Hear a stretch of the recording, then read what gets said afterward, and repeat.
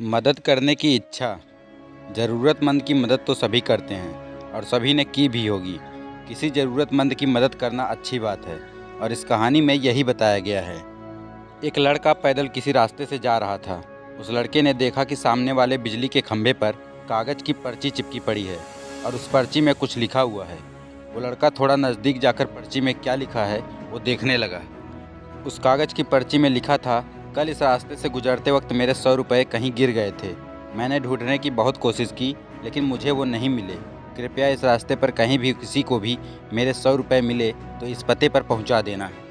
पर्ची में उसका एड्रेस भी लिखा हुआ था। लड़के को ये पर्ची पढ़कर उस एड्रेस पे जाने का मन करने लगा। वो लड़का उस एड्रेस पे जाने के लिए आगे बढ़ने लगा। उस एड्रेस पे जाकर लड़के ने देखा कि वहाँ पर एक झोपड़ी है। लड़के ने बाहर से आवाज़ लगाई तो उस झोपड़ी में से एक वृद्ध औरत लाठी के सहारे बाहर आने लगी। लड़के को पता चल गया कि वो वृद्ध औरत सिर्फ अकेली ही इस झोपड़ी में रहती है।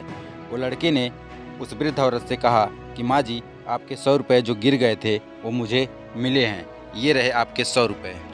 उस लड़के की बात सुनकर वो वृद्ध औरत रोने लगती है और कहती है कि बेटा, अब तक करीब 15 से 20 लोग मुझे 100 रुपये देकर जा चुके हैं। बेटा, मुझे ठीक से दिखाई भी नहीं देता है और मुझे पढ़ना लिखना भी नहीं आता है।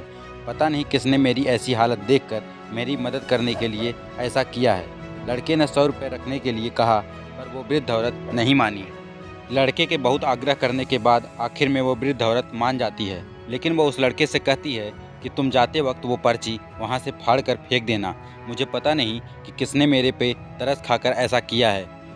लड़के ने कहा, माँ जी, आप इस बात की फिक्र मत करना, मैं वो पर्ची फाड़ दूंगा। अब वो लड़का उस वृद्ध औरत के घर से निकल जाता है।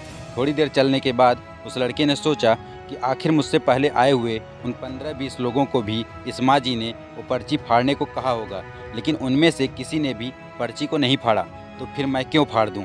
वो लड़का उस पर्ची को बिना फाड़े ही वहाँ से चला जाता है। उस लड़के के मन में उस व्यक्ति के लिए बहुत ही आदर और सम्मान था जिसने ये तरीका ढूंढा था और इस ज़रूरतमंद वृद्ध औरत की मदद की थी। हमारे मन में सिर्फ किसी ज़रूरतमंद की मदद करने की इच्छा होनी चाहिए, क्योंकि मदद करने के तो बहुत सारे तरीके होते हैं।